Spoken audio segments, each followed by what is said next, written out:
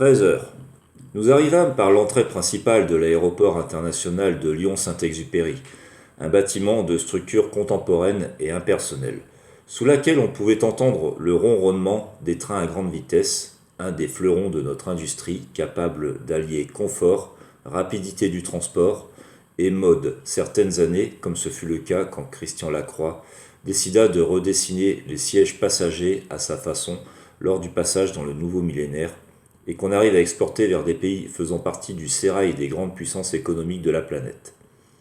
Ces merveilles technologiques dormaient donc à quai, ainsi que les navettes ferroviaires qui reliaient quotidiennement le centre directionnel de la capitale des Gaules à l'aéroport et vice-versa, attendant le réveil par les passagers désireux d'embarquer dans leur âme.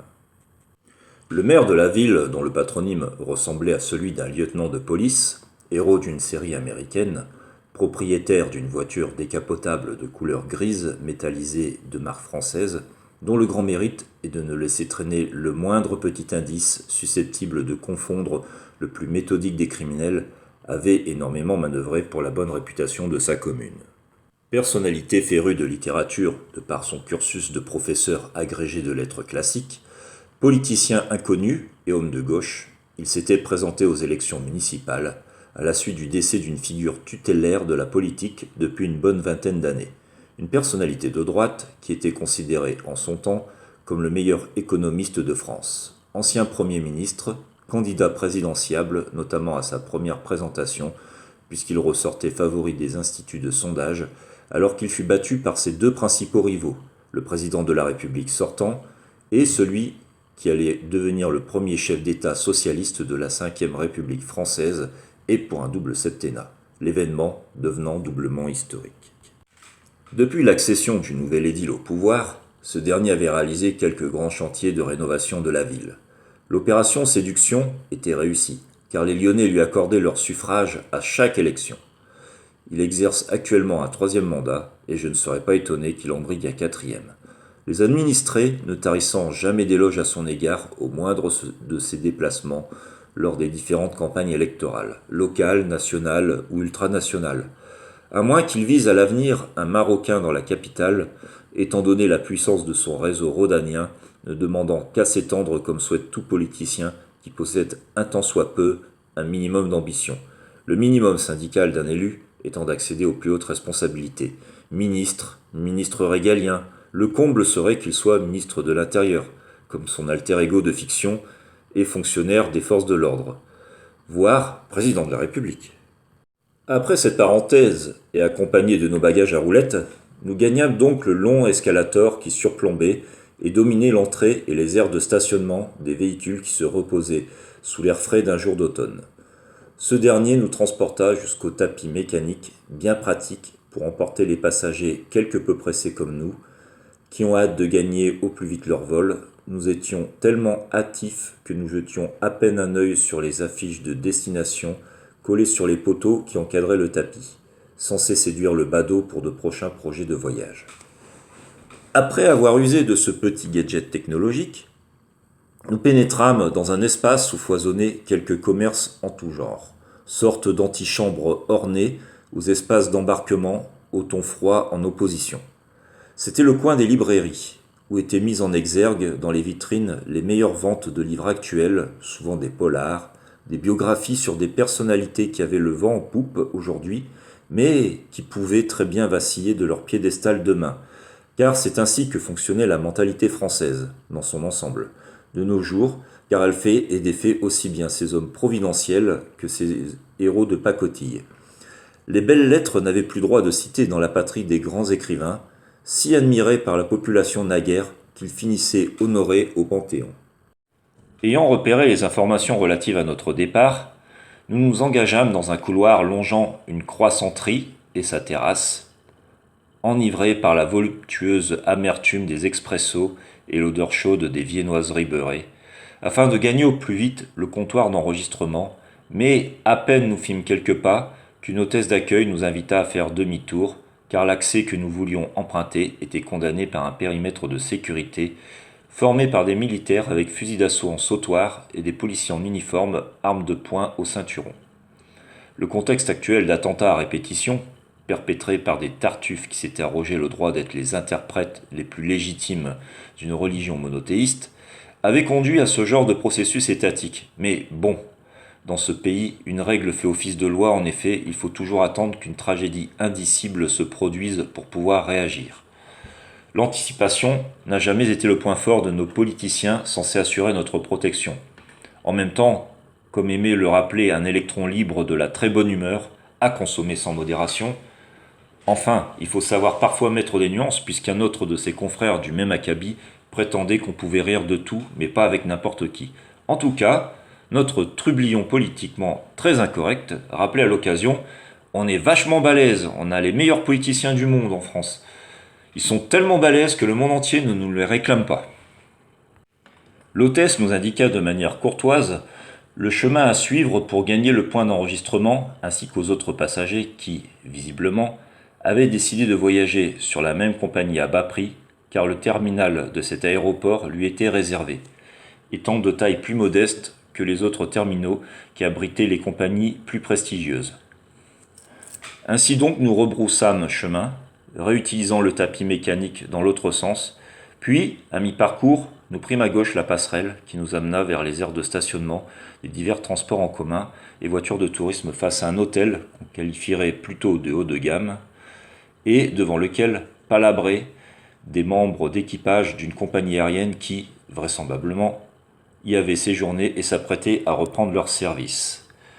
Nous poursuivîmes notre chemin vers une allée étroite, bordée de barrières, derrière lesquelles pique-niquaient les passagers de tout âge et de conditions sociales plutôt modestes. À ras le gazon d'un monticule, et au bout de cette allée nous attendait un hangar qui faisait office de terminal. Pour le coup, on retournait dans le bas de gamme. Après la formalité éprouvante de la fouille, nous prîmes un long couloir totalement déstructuré, puis arrivâmes dans un espace commerçant où foisonnaient cafés, snacks, boutiques de produits détaxés, puis rejoignîmes une longue file d'attente devant l'office des douanes. On n'était pas près d'avancer, car sur les 2 postes de contrôle, un seul était occupé par un jeune policier, dépassé par les événements en raison de la grève de la corporation douanière. On était presque en bout de file. Il y en avait probablement pour une demi-heure d'attente, alors que notre avion était censé décoller dans 10 minutes. Un de ses collègues s'installa dans la cabine vacante. La file avança alors plus rapidement, soulageant quelque peu le jeune fonctionnaire, tout ému d'avoir affronté sans démérite cette houle humaine vrombissante. Enfin arriva notre tour de passage, nous présentâmes alors nos passeports respectifs et nous nous dirigeâmes de ce fait à la porte d'embarquement où nous fûmes pressés par les hôtesses de regagner rapidement l'avion par le tarmac puis par l'échelle. Nous étions de ce fait les derniers à gagner l'appareil, du moins c'est ce qu'annonça l'hôtesse, sise à côté de la cabine de pilotage avec bienveillance, puisqu'elle ne blâma pas notre retard de 5 minutes par rapport à l'heure de décollage en raison du mouvement social douanier annoncé à ce jour.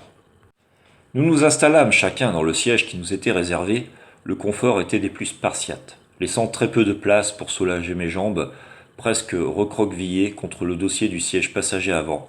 Le vol d'une durée plutôt courte allait me paraître une éternité, mais une fois le décollage amorcé, quand l'avion survolait le lit de nuages d'un blanc neigeux et que les rayons du soleil caressaient la carlingue de l'appareil sous un ciel bleu azur et qu'on pouvait observer à travers le hublot les ciments neigés des montagnes alpines, je me sentais rasséréné et j'eus à cet instant précis une pensée pour un chanteur excentrique britannique, jadis svelte et devenu gras comme un moine au fil du temps, qui passe, qui lui-même assimilait ces crêtes poudreuses qu'il survolait quand il prenait lui aussi l'avion aux tonnes d'une autre poudre, plus artificielle celle-ci, qu'il avait fait véhiculer par ses cloisons nasales. Une petite heure s'écoula, quand l'avion entama sa descente en direction de l'aéroport de Fiumicino. On s'approchait au fur et à mesure du sol. On apercevait davantage les installations portuaires, les flots en mouvement de la mer, la Mare Nostrum, comme avaient surnommé les citoyens mégalomanes de la cité antique, que nous nous apprêtions à visiter, et tout ce qui peuplait cet espace, voiliers, paquebots, bateaux à moteur, pétroliers, et au fur et à mesure de l'atterrissage, on contemplait la campagne verdoyante et boisée des alentours de la capitale italienne, quelques habitations rustiques et quelques ruines, témoins historiques et archéologiques de la grandeur de la puissance méditerranéenne, sur une période très étendue de l'Antiquité, avant de connaître le déclin dès l'apparition du Moyen Âge mais dont l'influence, surtout artistique, resta pérenne pour les siècles qui allaient suivre. Après notre atterrissage, nous nous rendîmes au comptoir d'information. Une Italienne, qui parlait fréquemment français, nous invita à patienter, devant le café d'en face, l'arrivée de notre chauffeur et qu'elle nous appellerait le moment venu. 1 heure s'écoula. Nous attendîmes en vain dans la salle d'attente. Une certaine agitation commençait à prendre de l'ampleur.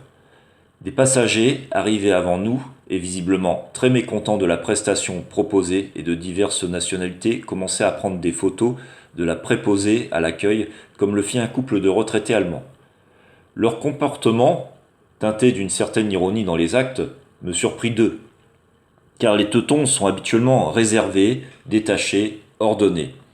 Ils manient à la fois les sourires et ce qui paraissait être des injonctions. J'en déduisais. N'étant pas germanophone, je dois avouer que les cours d'allemand, que j'ai pu suivre quand j'étais adolescent pour la plupart du temps, étaient aussi soporifiques que des épisodes du meilleur flic d'Europe, comme aimait vanter une chaîne publique, quand il s'agissait d'en faire la bande-annonce, toujours accompagnée d'un petit air de musique pour dépressif.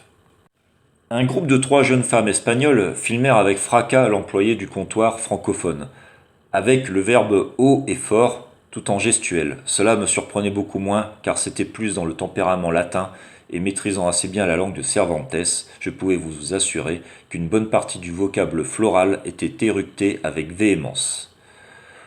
Autant vous dire que la transalpine du comptoir n'apprécia pas la situation qu'elle avait engendrée et, totalement hystérique, elle quitta brusquement son bureau pour effectuer les 400 pas dans les couloirs voisins.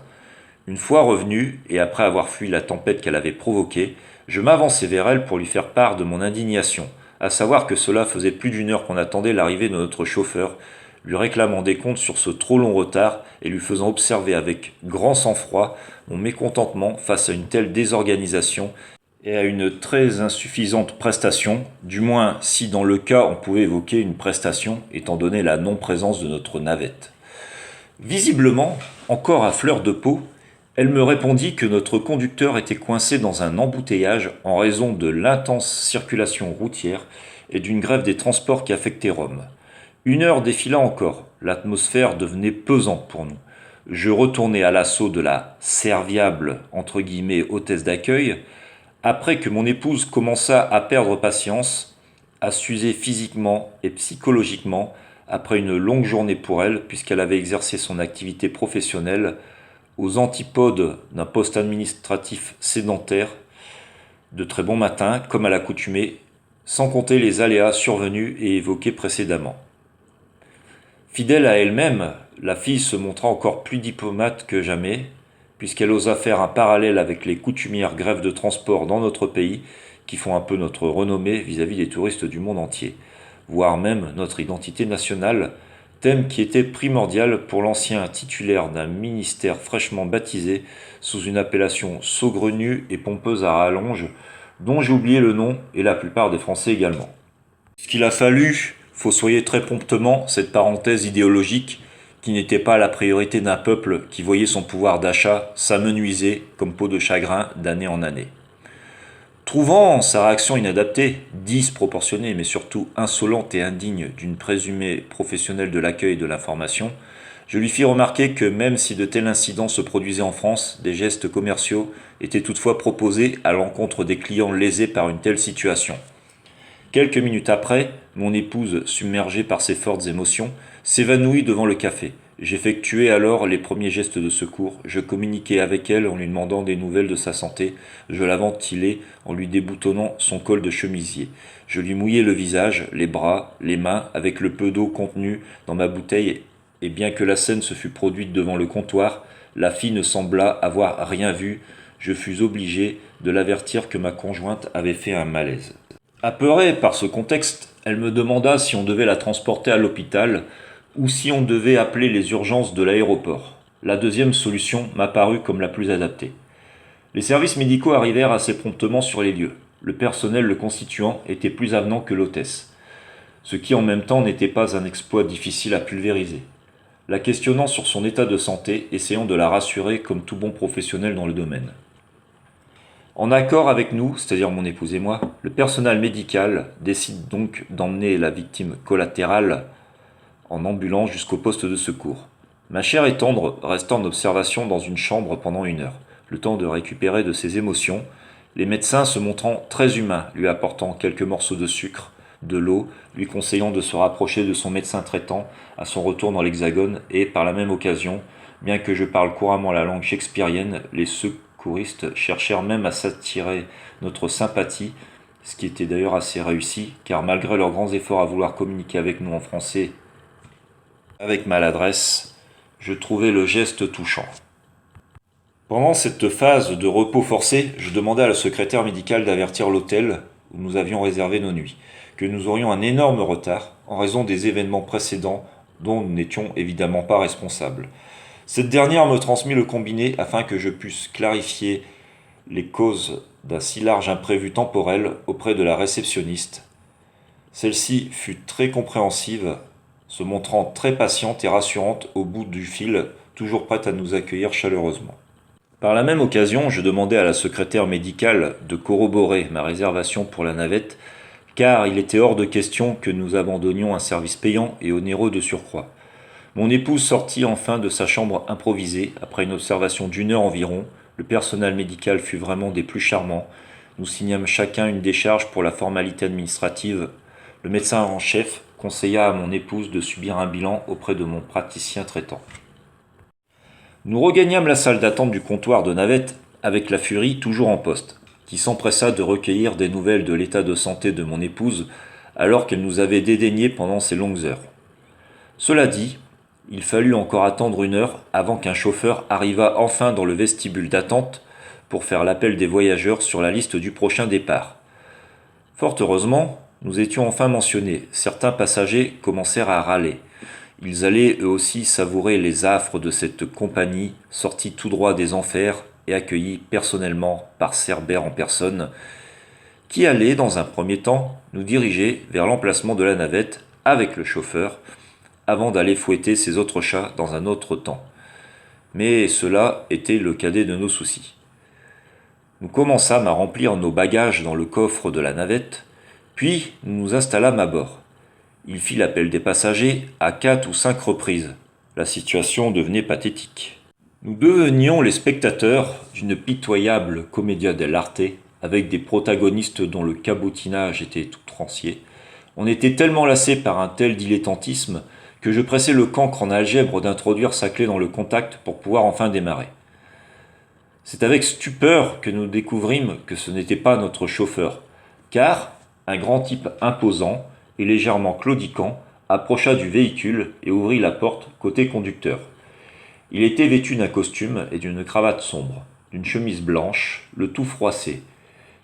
Mais où diable était donc passée l'élégance italienne, critère de qualité et de notoriété internationale dans les us vestimentaires de la jante transalpine. Donc, le portable rivé à l'oreille et en pleine communication bruyante, les cheveux gominés, couleur corbeau et affublés de grosses montures de vue noire. On était en plein cliché, non pas celui du séducteur Marcello Mastroianni, mais plutôt de l'ancien champion de natation italien, reconverti en acteur de films burlesques sous le nom de scène de Bud Spencer.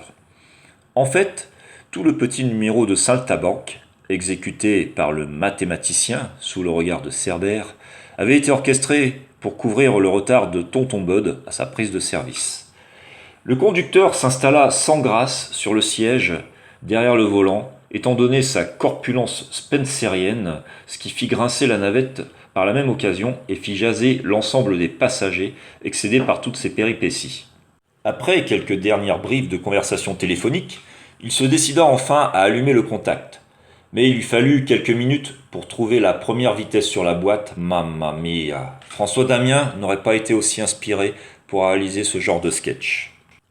Ça y est, enfin nous quittions l'aéroport et sa zone pour s'introduire sur l'autoroute. Nous n'eûmes pas trop le temps de contempler la campagne romaine, il faisait nuit. Quelques hôtels, bureaux jouxtaient la voie rapide, des architectures aseptisées sur le bord d'une autoroute en quelque sorte. Tout cela pendant 45 minutes, avant de pénétrer dans l'enceinte d'un des berceaux de l'humanité qui, d'après la légende, serait l'œuvre d'une progéniture d'essence divine. Ce qui me frappa fut les espaces verdoyants de la ville, des rues étroites, des passages vallonnés, des habitats rustiques, Les accès étaient d'ailleurs si étroits que l'acolyte de Trinita frôla les usagers de la route venant à contresens et je priais très fort, et, après tous les déboires vécus, qu'il ne dégomma pas un deux roues comme aurait pu le faire un joueur de bowling. Nous arrivâmes enfin dans le centre historique. Nous traversâmes un pont qui surplombait le Tibre, puis aperçûmes le château Saint-Ange, quelques clochers qui coiffaient les toits de l'ancienne capitale d'un empire jadis païen et polythéiste devenu chrétien et monothéiste. Nous longeâmes une rive du fleuve et le chauffeur s'arrêta sur le bas-côté de la chaussée pour déposer les premiers clients, des Britanniques. La scène était assez cocasse. Le transalpin expliquant dans sa langue natale au sujet de sa majesté qu'ils avaient 300 mètres à parcourir et qu'ensuite ils devaient tourner à droite et qu'ils finiraient bien par tomber sur l'emplacement de leur hôtel. Car, comme dirait l'autre, habitué jadis au rôle de ringard attachant dans les comédies familiales et pour reprendre son expression, sur un malentendu, ça peut marcher. Les Britanniques acquiescèrent, mais on remarquait bien qu'ils ne comprirent pas un traître mot de ce que leur avait dit leur interlocuteur. Cependant, le plus saugrenu restait à venir, puisque le colosse gominé, au costume froissé, ne pouvait plus pénétrer dans son propre véhicule, car quand il était sorti pour déposer les bagages, la voiture était équipée d'un système automatique de fermeture des portières, et Buddy avait laissé les clés sur le contact. Le rouleur de mécanique paraissait moins fier, et un couple de jeunes Français, assis juste derrière nous, et complètement ahuri par cette scène burlesque, précisa que le personnage cultivait une grande ressemblance physique avec le regretté et populaire Coluche. La remarque était si juste qu'elle nous fit pouffer de rire. Je fus bien obligé d'ouvrir la porte passager, puisque placé derrière, pour que le malheureux regagnât sa place de conducteur. Le pauvre bougre semblait complètement perturbé quand il reprit la route. En conflit perpétuel avec son GPS, on commençait à se demander si notre mélange d'enfoirés et de comparses de Terence Hill savait utiliser cette technologie, pourtant binaire, d'autant qu'on repassait dans un quartier branché, rempli de bars et restaurants typiquement traditionnels, fréquentés par la jeunesse romaine. Les scooters de ces fêtards étaient stationnés en pagaille et gênaient quelque peu notre Bud Colucci, alias Michel Spencer, dans ses manœuvres. Bref, on était pris en otage par l'équivalent d'un pirate de l'air qui obligeait le pilote d'un avion à faire des ronds dans le ciel au-dessus d'un aéroport en attendant que les autorités au sol donnent la permission de décoller sur une piste à partir de laquelle toutes les exigences du terroriste seraient satisfaites. Le scénario, depuis notre atterrissage à Fiumicino, aurait probablement pu intéresser les studios d'Hollywood pour produire un navet dans la catégorie comédie commerciale, dont l'unique but serait d'assurer un bon cachet pour un acteur célèbre et fauché après le passage du fisc, peu scrupuleux sur le contenu du film, mais aussi d'attirer une clientèle populaire et familiale, en ne leur proposant qu'une belle tête d'affiche. Je me souvenais d'ailleurs de déclarations très humoristiques de grands comédiens lancés à des représentants de la presse spécialisée dans le monde du cinéma, qui avaient assumé de très mauvais choix cinématographiques pour régler leurs contentieux avec les inspecteurs des impôts, du style « avec tous les navets dans lesquels j'ai joué, je pourrais ouvrir un potager ». Après avoir médité toutes ces scènes plus farfelues les unes que les autres, le véhicule s'arrêta en plein carrefour d'une zone résidentielle. Le trublion prononça notre nom, on était à la fois ravis et inquiets de cet arrêt, puisque nous ne vîmes nulle trace d'hôtel. Ce pitre me répondit dans sa langue natale, je ne la parlais pas, mais la comprenais quelque peu. Ma pratique assidue de l'espagnol m'aidait énormément, et la langue Molière restait assez proche de celle de Dante aussi. En dépit de son inénarrable débilité, le type aurait peut-être dû faire profil bas, mais on sentait que le type se jouait de nous.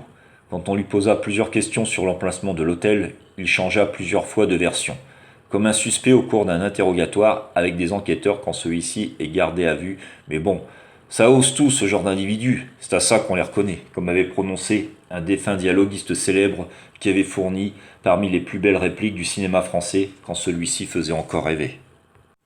Fort heureusement, nous rencontrâmes un jeune homme dans la rue de ce quartier lugubre sous une nuit douce. Il avait le cheveu châtain hirsute et un collier de barbe soigné en comparaison de son épaisse toison samsonienne. Il portait une marinière, un chandail redevenu à la mode dans le monde de la couture hexagonale, qui faisait penser à celle portée par Popeye, l'illustre marin de dessin animé, friand d'une bonne pipe et surtout d'épinards supposés décupler sa force physique pour ceux qui avaient gardé une âme d'enfant comme moi.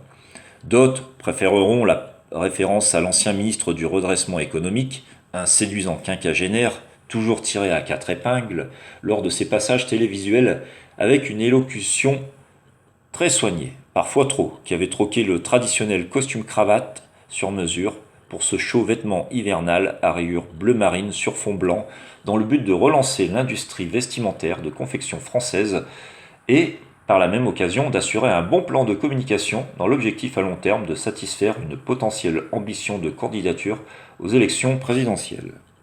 Nous lui indiquâmes l'adresse de notre hôtel et, fort heureusement, il habitait dans le même immeuble que la réception de l'hôtel. Nous arrivâmes enfin à l'emplacement en question.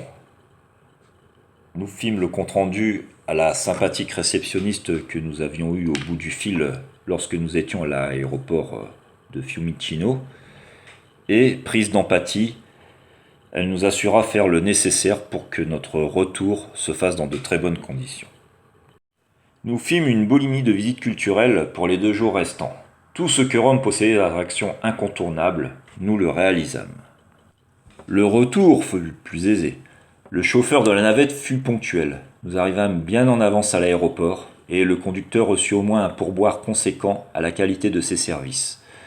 Nous eûmes le temps de prendre une longue pause en toute décontraction, en appréciant le savoureux ristretto et les viennoiseries que nous avions commandées à une croissanterie, dans l'aérogare des vols de départ, après que l'enregistrement fut effectué, puis embarquâmes dans l'avion en partance pour la France. Nous prîmes alors la décision que nous retournerions visiter cette perle architecturale qu'est la ville aux 7 collines, mais nous ne reprendrions plus ce service de navette aéroportuaire, vous l'aurez bien compris, ce fut donc bien un séjour mémorable, inoubliable.